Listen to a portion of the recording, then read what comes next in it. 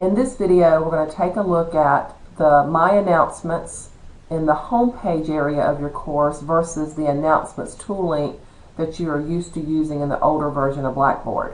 So I'm in a course now that will look similar to the course you received to work on for your fall 2015 classes. You received all of the information that was in your course originally, and you should have 4 buttons at the top in the menu: Home Page, Course Information, Assignments, and Grades. These are the 4 required buttons for the new Common Core structure. You have a divider line, and then you have the option of using 3 buttons or 3 tools of your choice underneath that. So now you're tasked with moving these things around to get them to fit in the 4 buttons and then using your 3 alternates. So what we're going to look at today is Home Page. This is something new in this version of Blackboard. It's already populated with a My Announcements, a What's New area, and a To-Do List area. So as you add things to the course, assign deadlines, tests, etc., the student will then see things pop up over here and populate as needed. My Announcement works a little bit differently. By default, they are not going to see an announcement unless it has been posted in the last 7 days. Now, I am in the instructor view now. Same thing with me. I don't see any announcements unless they were posted in the last 7 days. I have to click More Announcements. Now, I can make an adjustment here by clicking on the Manage My Announcements Module Settings button. So if I click there, I can show announcements for today, last 7, last 30, or I can just show them all. Keep in mind, the student is going to have to make this same adjustment if they're going to see the announcements. When I do that, I then see the announcement header where it says Welcome, and then I have to click on that announcement header to actually see the announcement. So I think the choice here is whether you want to use this or continue to use the Announcements tool as you used it before. So if you're a big announcement user, you may want to consider that. So I'm just going to click down here on Announcements. Automatically the announcements show here. There's no header that you have to click on, and then the student can see whatever you have posted.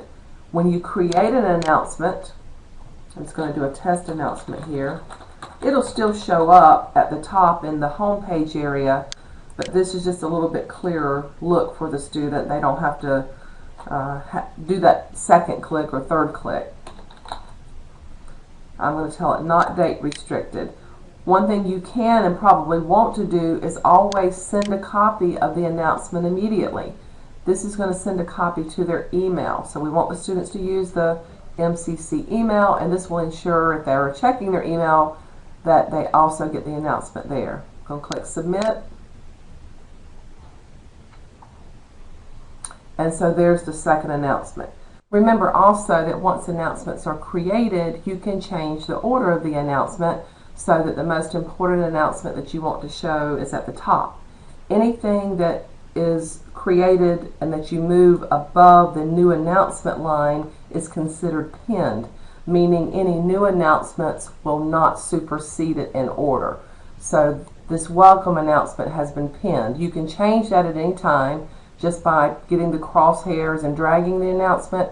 You may find even that going over here to the right and using the order button here is a little bit easier. So if I want to bring the welcome announcement down, I'm going to click the name of it, hit the down arrow, and I want to put this test announcement to the top and pin it. I can just change the order with these buttons, click Submit, and then the order of the announcements have changed here, and the test announcement is now pinned to the top.